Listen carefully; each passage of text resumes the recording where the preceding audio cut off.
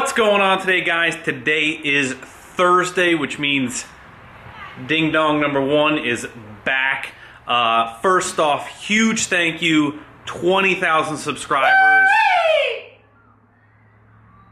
I actually meant to stop and get one of them big champagne bottles. You can pop the top. Thank you guys so much. I appreciate it. The next thing I want to mention is with making these videos, with working a regular job, with editing, I do read every comment. My responses to the comments has not been as much as I would like it to be, but literally I only have so many hours in the day and I am running out, honestly. But anyway, I do read all your comments. Thank you so much for them. I don't want you to feel like I don't read them or you're not appreciated. I do appreciate each and every one that has subscribed, that comments.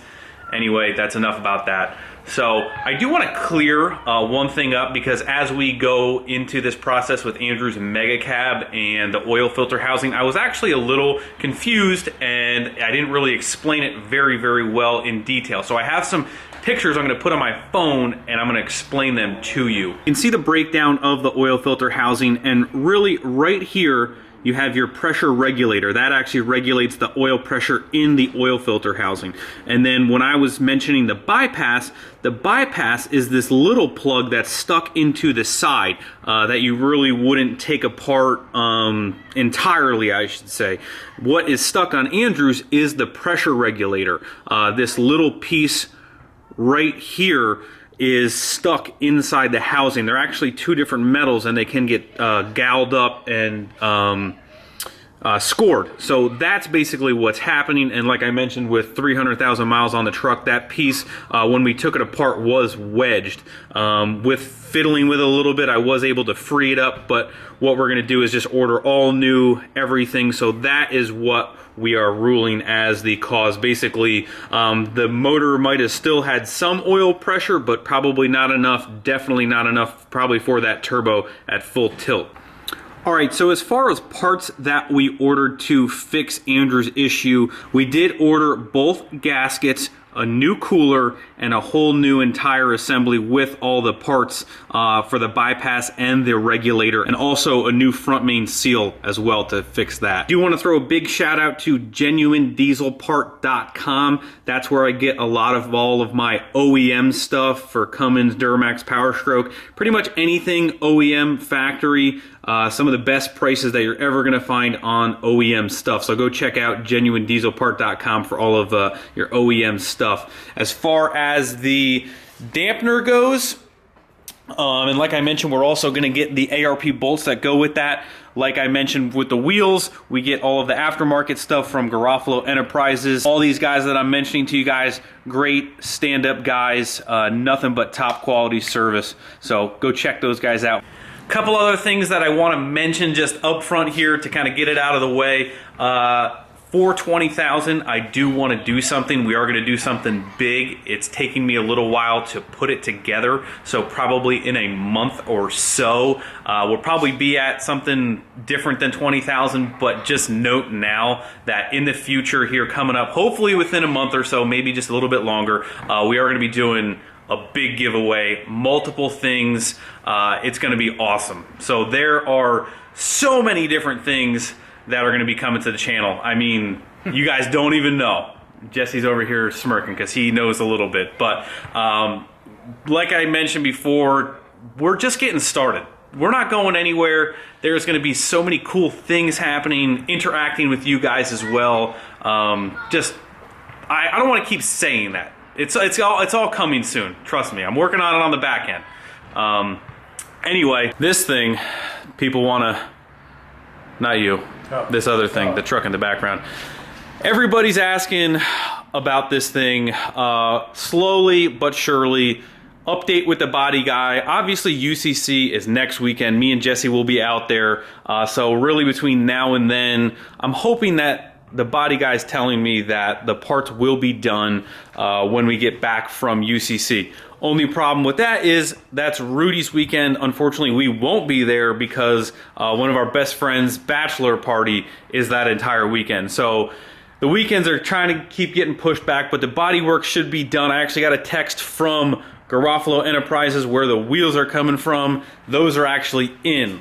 So, got to decide on tires. All right, guys, now that all that housekeeping stuff is out of the way, what are we making a movie about today? Now, I've gotten a lot of questions before, either from new diesel owners or owners that never owned a diesel owners that are looking to get into a Cummins, coming from the gas world, things like that. So there are a couple specific things I want to point out and kind of go over if you are looking at, diesel trucks in general, and some of it's general, some of it's more Cummins related, things like that. But we're going to be going over Jesse's truck, seeing that we actually got all that truck. I mean, we've had it for a while, but it's the newest, most stock that we can kind of point things out on. So we're going to be going over that now. And also, I think maybe to wrap up this video, maybe we'll have to do like a Thursday comment reading section on the previous video, but maybe we'll read some comments here at the end, so stay tuned for that. I know they're not the best, but I mean, first cut of the year,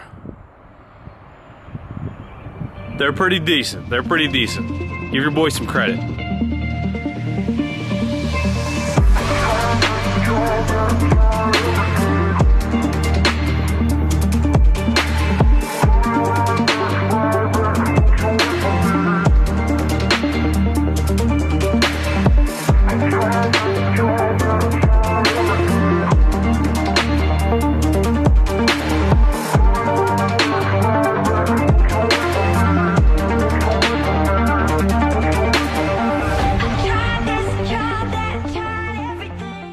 I don't really have a whole lot written down, but we're going to go over some things that I really look for when looking for a new truck, some things that you definitely want to check out. So let's walk around this thing and I'll point out a couple things that you definitely want to look at. All right, guys, so first thing is that I just want to say I always recommend buying 100% stock truck, just because, I mean, there might be a tuner on it, but you don't know how hard it's been beaten, how, what kind of abuse it's seen, what people took off. So I always recommend doing recommend getting a completely stock truck. You can see Jesse's truck. The next thing is southern vehicles versus northern vehicles. 100%, if you can do it, if you can get down there. Jesse actually picked this truck up from Asheville, North Carolina. Bought a plane ticket down there, got as many pictures as he could without going down there and seeing it. And you kind of got to be willing to, if it's not what it is, walk away from it. But you're going to get a much cleaner vehicle. Jesse hasn't really detailed his engine. It's kind of hard to tell on camera, but this thing is super clean. One owner, old guy, used it to tow his camper around, kind of thing. That's what you want to look for when you're buying a truck. 100%. Some kid that owned it before you, that beat on it, you just don't know what's going on with it, and you might have issues down the road. All right, so we're underneath the truck now, obviously. A big thing you want to check for, the front main seal right behind the engine dampener. Basically, if that's going to be wet, you're going to kind of see Jesse's truck does have a little bit of seepage coming from that front main seal, which, again, if your truck's got some miles on it, you're definitely going to want to look at that. Make sure that the guy that you're buying it from, or whoever, didn't wipe anything down to try and, hide that if it's leaking all that bad. You definitely want to get the truck nice and hot, drive it around for a little while, then crawl underneath it to make sure, your quick trip doesn't try and hide anything. The next thing is the rear main. If you have a big leak in your rear main, you're gonna see that right in between the engine adapter and your rear of your oil pan. So you definitely wanna crawl underneath there and check that as well to make sure that's not extremely wet. Another thing is the front pinion seal that you're gonna wanna check, and also the front axle and rear axle seals as well. This is all stuff that you can look at basically without tearing the truck apart, things like that. You're going to be able to see if it's moist, damp, wet, things like that. I'll show you guys on the rear axle. Okay, so here's the rear pinion seal. You can see Jesse's actually does have some leakage going on there. Not a ton, but definitely enough to want to get that replaced soon, which he's going to do.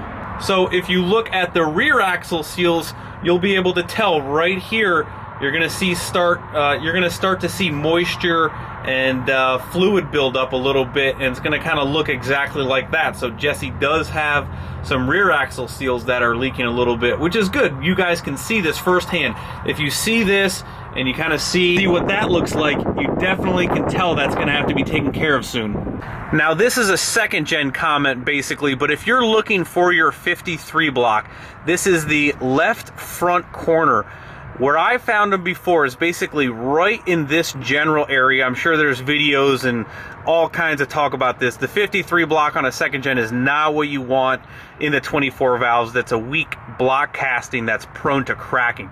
Now, like I mentioned before, when you get the truck nice and hot and warmed up, you're driving it around, you definitely want to try and, you know, give it some throttle to make sure that the transmission's not slipping. I mean, obviously everybody knows the Dodge transmission jokes, everything like that, but especially if the truck's already had a programmer on it, at some point, maybe not, definitely want to try and give that transmission a little throttle to make sure that it's not slipping already right when you get it. Now, as far as front end goes, obviously most people don't bring a jack to jack up the axles, to check the ball joints.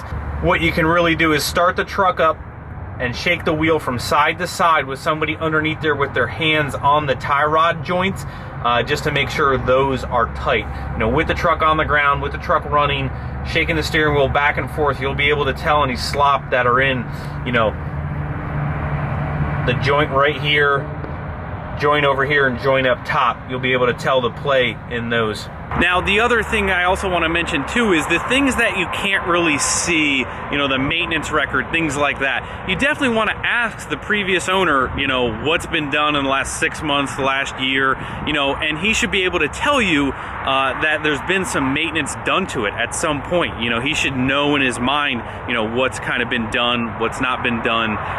You definitely want to make sure, you know, when you get there, the guy's not trying to blab your ear off, trying to talk to you. You know, he should be letting you do your thing, letting you check it out.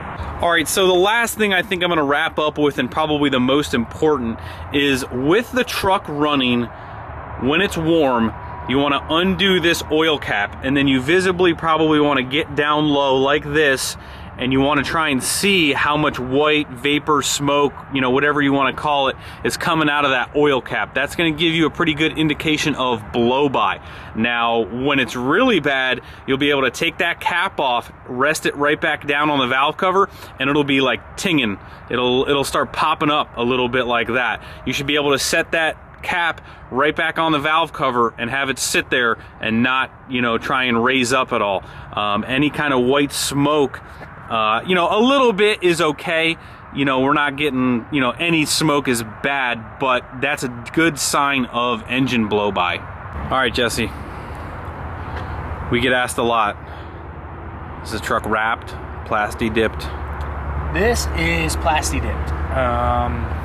Buddy we know out in Jersey did it, and I think I got it done about 6 months ago, possibly. All right, so give the background on why it's plasti-dipped, you know, when we bought it. Yeah, when I from bought the top. When I bought it, it needed a little bit of body work, not too much, just a little bit. There was a crease in the rocker, yeah, you know, right there that he had fixed. And stuff like that. It was two-tone. It was the dark gray and then the light gray, which I didn't like.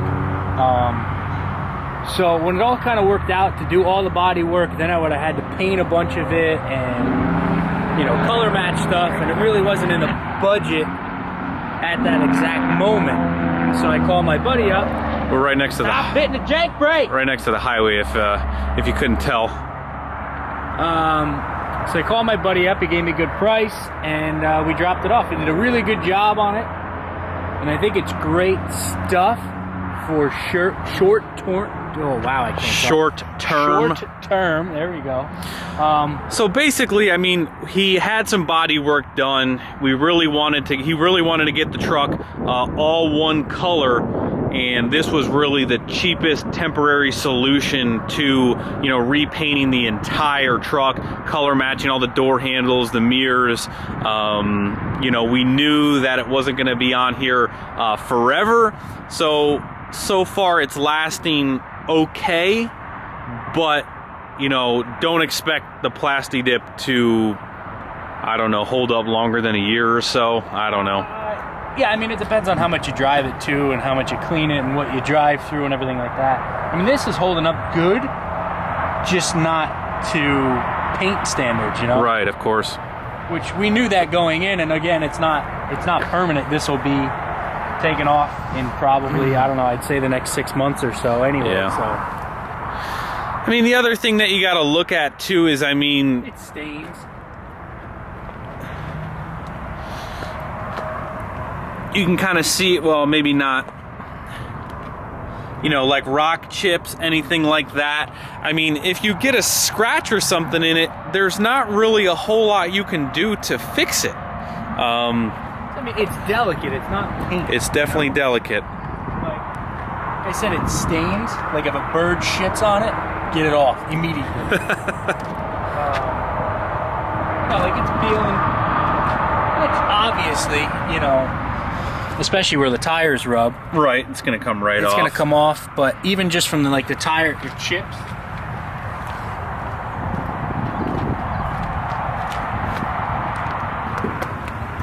You know, you can see just from tire chips and stuff, it's starting to peel. It's starting to peel and bubble up. Yeah. Yep. So like I said, I think it's good. It definitely protects the truck from winter stuff. Right. It Just really not has permanent. It really has its pros and cons, and I mean, just at the time, you know, painting the truck wasn't in the budget. This was the best way to try and get it one color, get the bodywork covered up, and have it have a different look. I mean, you really like the primer gray kind of flat look, and this really, you know, definitely sets it off nice. My phone is on 8%. I plug it in, and I magically have 53. Verizon, you suck. I don't think that's a Verizon thing. Is that an iPhone thing? That's the sport we gotta show you guys. Snowmobiles. No. This is a diesel truck channel, Jesse. You're not gonna show them the boat in the summertime. I'll show them. Only if there's women on it. It's always women. All right, so another thing I do want to mention as well is if you're looking into a common rail truck, you know, if it's got higher miles on it, you know, when was the last time the CP3 was done? When's the last time the injectors were done? That's all stuff that kind of has a time frame, you know, right around, I don't know, say 150, give or take, you know what I mean? So if you're looking at a truck that has 200 something on it and it never had injectors done, things like that. I mean, you really just you almost gotta be a detective on the last X amount of miles that the truck has had on it and see what's been done. I mean, the front ends, you know, go out, the transmissions. I mean, you really just got to dive into and kind of see how well the thing's been taken care of. You know, is it kept inside? You know, has it had rust repair done before? Things like that. You know, you can really tell how clean a truck is. You know, if you can visibly guess on some things that might not look really great in a picture, you can guarantee you they're going to be 5 times as worse in person. Jesse looks at the steering wheels. So look at the steering wheels to see how beat up they are, because if it was a work truck and they're trying to play it off like it wasn't a work truck, if the steering wheel's like destroyed, you know it was a work truck. Look at those arms. Did you do arms today, bro? Damn. I actually did. He did arms for you, the channel. He did arms on the channel day. I was out sunbathing all day too. Yeah. It's the beach that way. Right. Old grandpas that drill holes in your dash. For their monitors. I think that was a compass, you know, like those round compass things that just kind of spin around. And that was a backup camera, so working on. Screw it right into the dash, Jimmy. Just don't worry about it. Just screw it in. All right, guys, I think that's pretty much it for advice on buying a new truck. I'm sure I'm forgetting a lot. Like I said, this wasn't really planned. You really just got to do your homework. Like I mentioned, I don't want to keep repeating myself. Southern trucks are a plus. Big one plus. One owner grandpa trucks are a plus. Something that's been, you know, pampered and babied. Here old Bert was a grandpa truck. Yep. Now he's living his life on the edge. Yeah. All transmission, no power. Yeah. All right. I think it's time to go. Jesse has to get something to eat. I'm starved. You either need a nap, need Dunkin', or need to go eat boneless wings.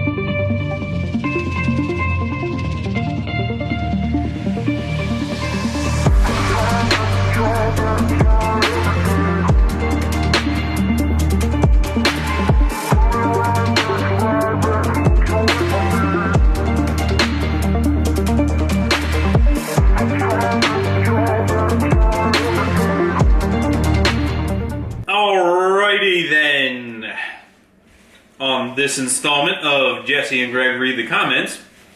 Let's pull them up here. Jesse's stuffing his face, smacking his lips. Oh, tell Jesse I tried to say hi at Dunkin' Donuts, but he was out of there so fast I didn't get a chance. That was from today. He's busy stuffing his face. He said he was never in Dunkin' Donuts this morning, so I don't know, maybe we have a doppelganger. I drove by the Dunkin', but I didn't go in it, believe it or not. Oh, maybe that's what he means. Is the camera too far away? I think the camera's too far away. We are in New Jersey. Somebody's asking what state. No, that was not rain. That was all a fuel leak. All, probably 10 gallons of it. I'm about to spring a leak nursing this semi. That's the best comment so far. Jixer on your 6. Appreciate the work. Justin Andrew. Thank you, Ozzy Fernandez. Appreciate that. Someone in a previous video said something about Allie being a saint because I'm always around. Yeah, Allie is a saint for a lot of reasons. Not just that one. Including dealing with you, Andrew, me. Shout out to Bike Life Ben for hooking me up with a free tea. He's just fueling the addiction to Dunkin', so thank you. All right, guys, we pretty much scrolled through a lot of them. We appreciate all the nice, positive things. It honestly gives me a lot of motivation to, keep doing the videos, put more effort into the videos. I do appreciate that a lot. All right, guys, for many other reasons besides just this, I did open a P.O. box. So if you have fan mail, hate mail, anything in between for Jesse, Andrew, John, me, whatever. If you want to send fan mail or, like I said, whatever, I'm going to put the thing in the description and I'll put it right here, right now, so you can send stuff there whenever you want. We'll probably do it, what's this, Thursday? So, yeah. I don't know, maybe Thursday will be read the comments mail time if we ever get anything. Who the hell knows? So, but anyway, I think that's going to wrap up this video. Thank you, as always, for watching. Hit that like button before you leave. Please subscribe, and I will see you. Actually, pause. We're not going to end the video right here. We just have to give one announcement. I don't think there is going to be a video Saturday, because this is going on, I got to think about these things. I don't think there's going to be a video Saturday, but let me tell you, the video next after this one, make sure you watch that. That'll be a good one. Big announcement coming, huge announcement. So make sure you stay tuned for that, probably Sunday. Gigantic. We'll see you then. See you.